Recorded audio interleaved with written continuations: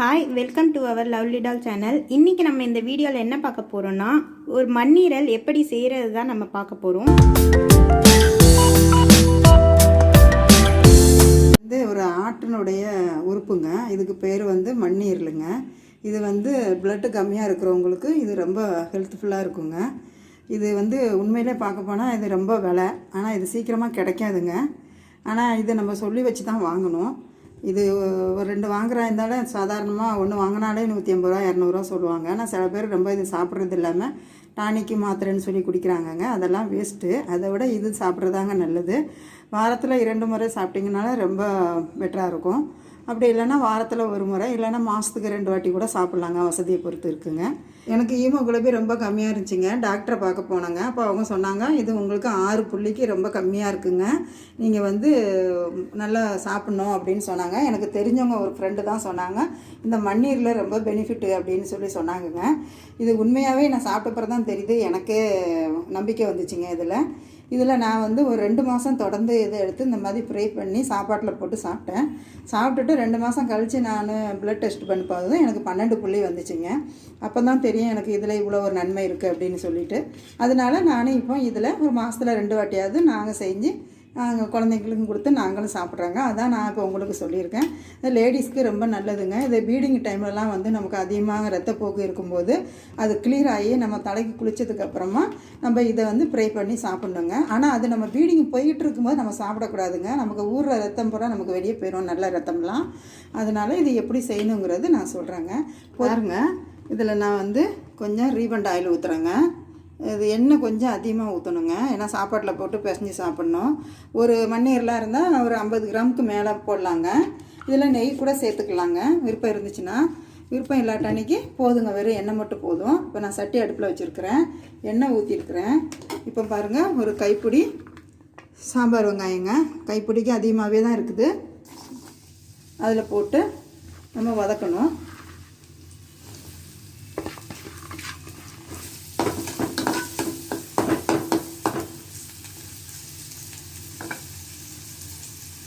அது வதக்கிட்டு இருக்கும்போதுங்க கொஞ்சோண்டு உப்புங்க, கொஞ்சம் தேவையான அளவுக்கு கொஞ்சம் சால்ட்டு போட்டுக்கணுங்க. பாருங்கள், இந்த வெங்காயம் இந்த சால்ட்டு போட்டோடனே அது பொரிஞ்சிச்சிங்க. இப்போ கொஞ்சோண்டு இஞ்சி பூண்டு பேஸ்ட்டு போடுறேங்க. 1 டீஸ்பூன் போடணுங்க. இப்போ 2 மண்ணீரலுக்கு 1 டீஸ்பூன் இஞ்சி பூண்டு பேஸ்ட்டு. இஞ்சி பூண்டு, ஏலக்காய், பட்டை எல்லாமே நாங்கள் சேர்த்து மொத்தமாகவே நாங்கள் அரைச்சி வச்சுருக்கோம். அதுதான் நாங்கள் எப்போவுமே யூஸ் பண்ணுறது. அது 1 டீஸ்பூன் போட்டிருக்காங்க. வெங்காயத்துக்கு அப்புறமா நம்ம இஞ்சி பூண்டு பேஸ்ட்டு போடணுங்க. அது போட்டு முடிஞ்சதுக்கப்புறமா இப்போ இந்த மண்ணீரல் நம்ம கடையில் வாங்குறது நம்ம கடையிலையும் கட் பண்ணி கேட்கக்கூடாதுங்க. ஏன்னா அவ்வளோ அதில் இருக்கிற அந்த ஹெல்த்தெல்லாம் போயிடுங்க. நம்ம கடையில் முழுசாக வாங்கிட்டு நம்ம அப்படியே நம்ம தண்ணியில் கையில் அலசிக்கணுங்க. அலசி ஒரு பாத்திரத்தில் எடுத்து வச்சுக்கிட்டு நம்ம அதை பொரியல் பண்ணுற டைமில் தாங்க நம்ம அதை கட் பண்ணணும். அதை கட் பண்ணி நம்ம எண்ணெயில் போடணும். நீங்கள் கட் பண்ணிவிட்டு நீங்கள் கழுவாதீங்க, தயவு செஞ்சு சொல்கிறேன். நீங்கள் முழுசாக இருக்கும்போதே கழுவணுங்க. அந்த பிளட்டு தாங்க நம்ம உடம்புக்கு ஹெல்த்தி. அதனால் கட் பண்ணிவிட்டு கழுவக்கூடாது. இது நீங்கள் தான் வீட்டில் தான் வாங்கி நீங்கள் கட் பண்ணணும், கடையிலேயே நீங்கள் கட் பண்ணக்கூடாதுங்க. இப்போ நான் அதை முதவே கழுவி வச்சுட்டு இப்போ நான் கட் பண்ணுறேங்க. இப்போ அதில் போடுறேன், நீங்கள் பாருங்கள்.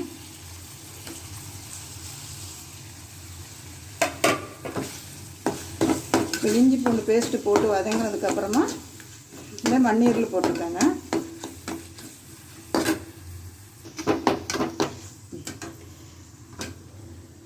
இப்போ மஞ்சத்தூள் போடுறேங்க. ஒரு 1/4 டீஸ்பூனுக்கு கொஞ்சம் கம்மியாக போடணுங்க மஞ்சப்பொடி. ஒரு சின்ன டீஸ்பூனுக்கு வெறும் தனி மிளகாத்தூளுங்க, வீட்டில் அரைச்சி வைக்கிறதுங்க. இது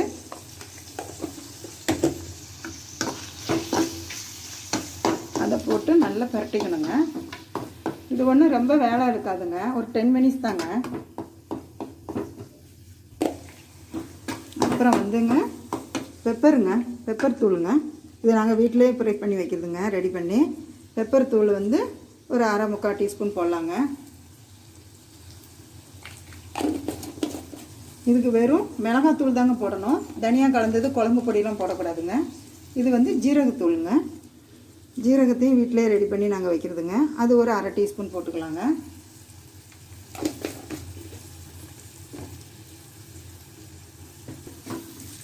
இப்போ நம்ம இதுக்கு வந்து முதல்ல கடாயில் எண்ணெய் போட்டோம். அதுக்கப்புறமா வந்து ஒரு கைப்பிடி சின்ன வெங்காயம் கட் பண்ணி பொடியாக வெட்டி அது போட்டோம். அதுக்கப்புறம் அது வதங்கினதுக்கப்புறமா கொஞ்சோண்டு உப்பு போட்டு இஞ்சி பூண்டு பேஸ்ட்டு போட்டோம். அதுக்கப்புறமா கட் பண்ணி வச்சுக்கிற இந்த மண்ணீரில் போட்டாங்க. இதுக்கு பேர் வந்து சுவரொட்டின்னு சொல்லுவாங்கங்க. ஏன்னா இதுக்கு மண்ணீரல்னு சொல்கிறாங்க. அதுக்கப்புறமா வந்து அந்த மண்ணீரில் போட்டு பரட்டிட்டு அதுக்கப்புறம் கொஞ்சோண்டு ஒரு 1/4 டீஸ்பூன் மஞ்சள் பொடி, ஒரு 3/4 டீஸ்பூன் வந்து மிளகுத்தூள், 1/2 டீஸ்பூன் ஜீரக பொடிங்க. இதெல்லாம் போட்டு நல்லா பரட்டணுங்க. பரட்டினதுக்கப்புறமா இதில் வந்துங்க கொஞ்சோண்டு கருவேப்பிலையும் கொத்தமல்லியும் கிள்ளி அப்படியே தூணுங்க, அந்த ஸ்மெல்லுக்காக வேண்டி.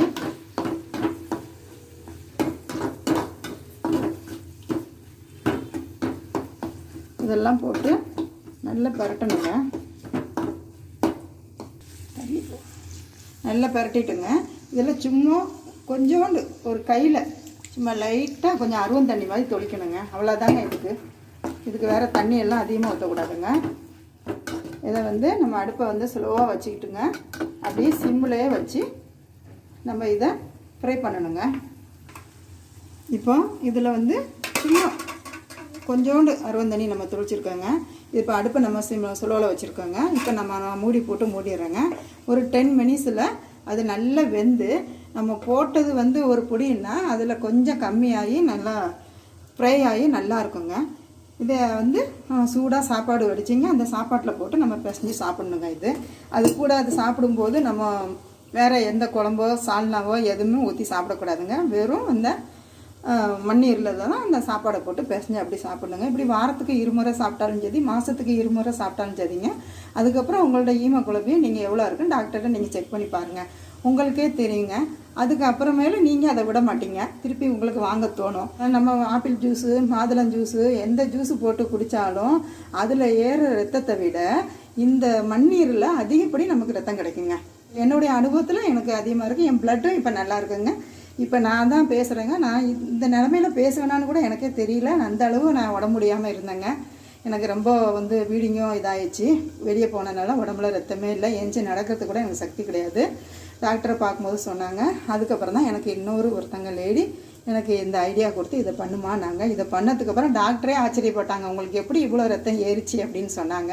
அப்போ நான் இப்படி இதை சாப்பிட்டேன்னு, பரவாயில்ல நீங்கள் இதே மெயின்டைன் பண்ணுங்கன்னு சொன்னாங்க.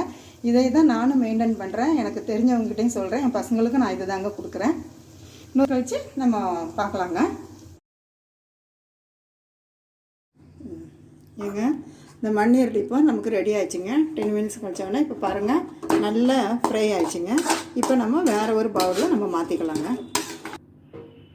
இப்போ பாருங்கங்க, இந்த மண்ணீரல் 10 மினிட்ஸுக்குள்ளே ரெடி ஆயிடுச்சு பாருங்கங்க.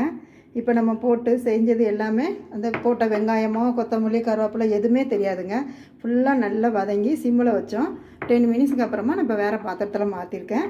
இது சூடாக இருக்கும்போதே நம்ம சாப்பிட்றணுங்க, சாப்பாடு கூட போட்டு. நீங்களும் வீட்டில் செஞ்சு பாருங்கங்க. இது ரொம்ப ஒன்றும் வேலை எடுக்காதுங்க. 1 மண்ணீரலோ 2 மண்ணீரலோ உங்கள் குடும்பத்துக்கு தக்கன நீங்கள் வாங்கிக்கலாம். ஆனால் ஒரு படி சின்ன வெங்காயம் தாங்க போடணும், பெரிய வெங்காயம் யூஸே பண்ணக்கூடாதுங்க.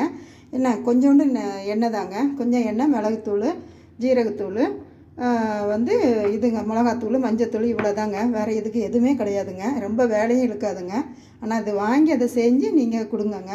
நீங்கள் சாப்பிடுங்க, உங்கள் குழந்தைங்களுக்கு கொடுங்க, வயசுக்கு வந்த பசங்களுக்கு கொடுங்க. அவங்க பீரியட்ஸ் டைம்லாம் ரொம்ப ஹெல்த்து கம்மியாக இருப்பாங்க.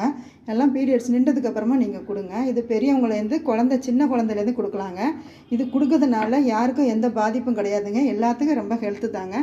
இது பொதுவாக பெண்களுக்கும் எல்லாருக்குமே, ஆண்களும் கூட இதை சாப்பிட்லாங்க. ஹெல்த்து நல்லாயிருக்கும், நல்ல பிளட்டு ஊறுங்க. மற்ற ரெசிபியோட இந்த ரெசிபியில் வந்து அதிகமான பிளட்டு தருதுங்க. ஆனால் நான் சொன்ன மாதிரி காசு தான் ஜாஸ்தியாக நான் சொல்லி வச்சு வாங்கணுங்க. வேறு மற்றபடி எந்த பிரச்சனையும் இல்லைங்க. ஒரு பிரியாணி செய்கிறா இருந்தால் கூட கொஞ்சம் நேரம் இழுக்குங்க. இது அதை விட கம்மியான 10 மினிட்ஸ் தாங்க. அதுக்காவது ஒரு 1/2 hour 3/4 hour இருக்கும். இதை நீங்கள் உங்களுக்கு பிடிச்சிருந்துச்சுன்னா நீங்கள் இதை செஞ்சு பாருங்கள், சாப்பாட்டில் போட்டு சாப்பிடுங்க. இதே மாதிரி நீங்களும் உங்கள் வீட்டில் செஞ்சு பாருங்கள். கண்டிப்பாக உங்களுக்கும் வந்து ஹீமோகுளோபின் லெவல் கம்மியாக இருந்துச்சுன்னா கண்டிப்பாக அதிகமாகும். இந்த வீடியோவை பார்த்தீங்கன்னா உங்களுக்கு கண்டிப்பாக பிடிச்சிருக்கும். மறக்காமல் இந்த சேனலை லைக் பண்ணுங்கள், ஷேர் பண்ணுங்கள், சப்ஸ்கிரைப் பண்ணுங்கள். பாய் பாய் ஃப்ரம் லவ்லி டால்.